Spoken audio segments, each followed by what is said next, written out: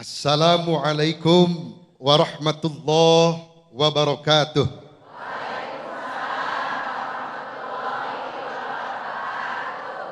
Daun salam caket termos, ngejawab salam mudah-mudahan sing seueur artos. Kenceng banget ya Bu ya. Muqaddimah, saya mengikuti beliau karena beliau adalah guru dosen saya di kampus, sekaligus merupakan kakak tingkat saya di pesantren Al-Ihsan Cibiru Hilir. Yang alhamdulillah dengan ketawaduan salah satu pengasuh dari Al-Ihsan hadir di tengah-tengah kita. Beliau adalah Profesor Dr. Kiai Haji Dindin Salahuddin MA bersama ibunda tercinta. Mudah-mudahan Al-Ihsan semakin berkah, UIN Bandung semakin maju. Ibu juga mudah-mudahan semakin maju. Mau maju Bu? Ikut sama truk ke Jakarta. Ibu dan Bapak hadirin wal hadirat rahimakumullah. Kita hari ini menjelaskan tema qanaah. Mudah-mudahan kita dijauhkan dari segala kekurangan. Kalau banyak kekurangan, kadang-kadang repot dalam diri kita. Kurang darah, pusing. Kurang tidur, ngantuk. Kurang istirahat, capek. Kurang duit, kerasa semua. Ngantuk, capek, pusing, lelah, kadang marah-marah juga. Betul Bu? Tadi kita sudah banyak menyimak apa yang dijelaskan oleh beliau. Kadang hidup kita yang menjadi salah arah dan salah dalam berkiprah karena kita salah kaprah dalam mengkonsep hidup kita.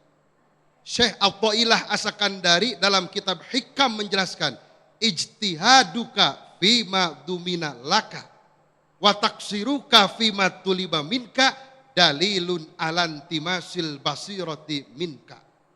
Fokus terhadap hasil sementara gegabah dalam proses itu akan menjadikan ciri buta mata hati kita. Kalau buta mata ini orang masih bisa pakai tongkat. Kalau buta mata orang masih bisa dijaya, diantar. Tapi kalau sudah buta mata hati, makanya lagu tidak ada buta mata zahir, adanya buta mata hati. Yang buta mata hatinya, mata hati yang buta. Hoi. Mata hati ini yang harus kita jaga. Jadi kadang konsep hidup kita yang salah. Kita terlalu fokus. Ibu suka sholat duha tidak? Beres sholat duha suka minta apa? Minta uang. Minta uang suka dapat uang tidak? Tidak. Mau kontan dapat duitnya. Jangan sholat duha, sholat mayit. Orang kalau habis sholatin mayit suka ada ATM, artos tinu maut begitu.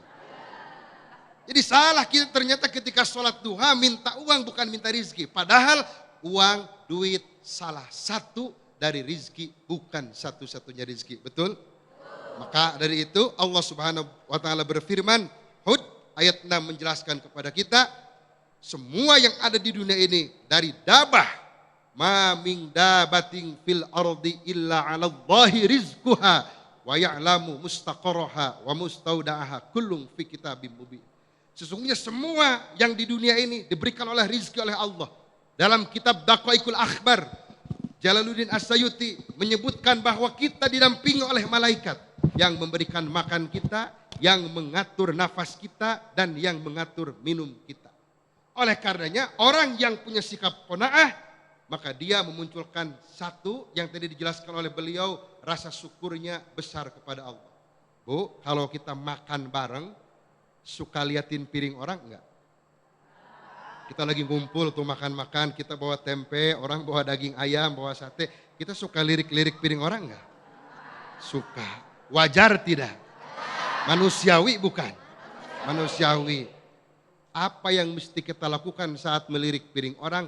Habiskan makanan yang ada di piring kita. Ketika sudah kenyang perut kita, sate dan ayam pun tidak akan masuk. Dan tidak mau karena perut kita sudah kenyang. Jangan pernah membandingkan kita dengan orang lain. Karena seluas apapun pintu rezeki, kalau kita rapat menutup itu syukur, kita akan terus merasa kurang. Betul? Yang kedua, orang yang qanaah itu dia yakin bahwa rizkinya ditanggung oleh Allah Subhanahu wa taala, maka dia rajin bersedekah. Kata Allah dalam Sabah 39, "Qul inna rabbi yabsutu rizqa liman yasha wa yaqdiru lahu." Katakan Muhammad bahwa Allah memberikan rizki kepada siapa yang Allah kehendaki dan Allah mengukur rizki itu. Ma'ang faktum, apa yang kalian infakkan min syai'in dari sesuatu, bahwa maka Allah akan terus menggantinya, yukhlifuhu, Allah yang akan menggantikan. Kita suka sedekah tidak? Suka sedekah tidak? Seandainya hari ini ibu pegang tidak, bapak pegang tidak uang 10.000. Saya bilang depan ibu dan bapak, saya butuh uang 1.000. Ibu dan bapak punya uangnya 10.000. Saya minta 1.000, kira-kira kemungkinan besarnya mau ngasih enggak? Sekarang ibu punya uang 1 miliar, saya pinta 100 juta, mau ngasih enggak? Padahal 1.000 dari 10.000, 100 juta dari 1 miliar nilainya sama. Apa maksudnya? Jangan pernah sedekah menunggu kaya. Betul? Kalau sudah kaya kadang-kadang jarang sedekah, lupa. Kalau sudah kaya mobil dihidupin, cash. Mobil ngebut direm, gablek karena punya. Tapi kadang-kadang orang kaya banyak yang pintu rumahnya harus diperbaiki. Kenapa? Karena kalau ditutup suka ada suaranya, pelit. Jadi orang yang qanaah itu yakin rizkinya digantikan oleh Allah Subhanahu wa ta'ala. Maka ketika kita merasa apa yang diberikan oleh Allah cukup untuk kehidupan kita, disitulah kita akan menjadi hamba-hamba yang bersyukur, bersedekah atas apa yang diberikan oleh Allah kepada orang lain. Mungkin kita di saat malam hari tidak tahajud, di siang hari mungkin kita tidak sholat duha, tapi saat kita bersedekah kepada orang lain yang membutuhkan uang 1 atau 2.000, ketika kita terlelap tidur, dia bangun dan mendoakan kita, ya Allah, tadi saya dikasih uang 2.000 oleh si Anu, berkahi hidup dia ya Allah. Mudah-mudahan begitu. Amin ya Allah ya Rabbal alamin. Karenanya ibu dan bapak, sekali lagi saya di sini hanya sebatas menyampaikan atau menjelaskan apa yang beliau sampaikan. Karena kalau kata santri, beliau selain guru saya, kakak tingkat saya, ini mubtada.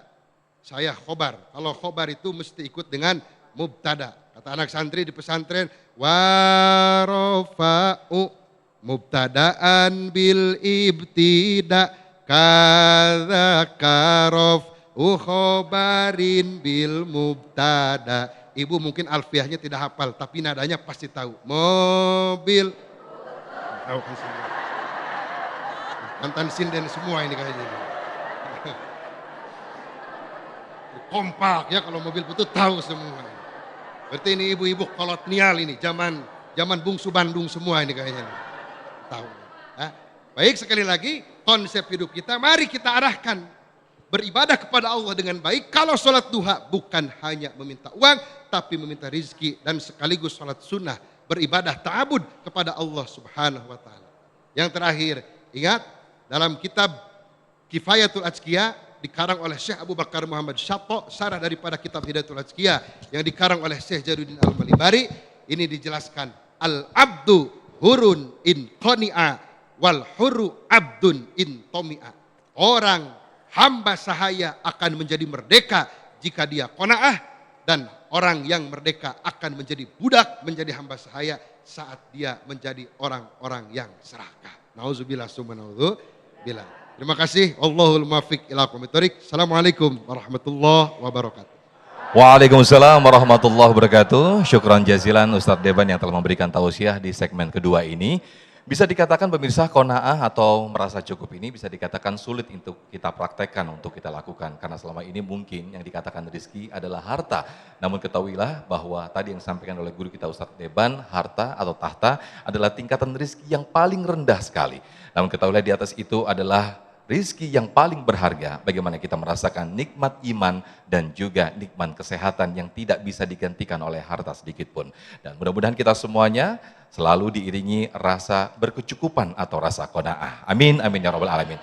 Dan pemirsa, di segmen berikut kami persilakan kepada para jamaah berkaitan dengan tema kita, bagaimana merasa qanaah di tengah tuntutan hidup. Kami persilakan untuk mengajukan pertanyaan, kita akan berdiskusi, kita akan berdialog bersama guru-guru kita. Namun sebelumnya, Ustadz Tata Sukayat sudah bersiap-siap untuk berbagi berkah bersama Luwak Tarik Malaka.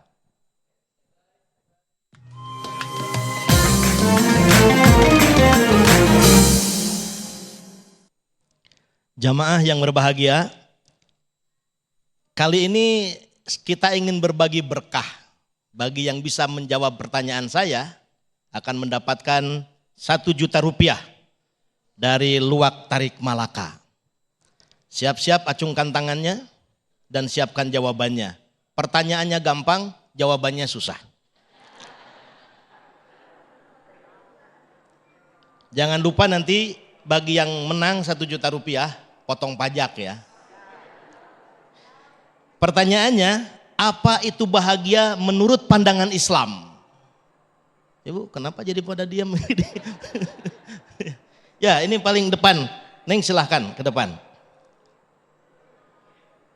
Nah, maaf itu mic-nya ya, dibantu.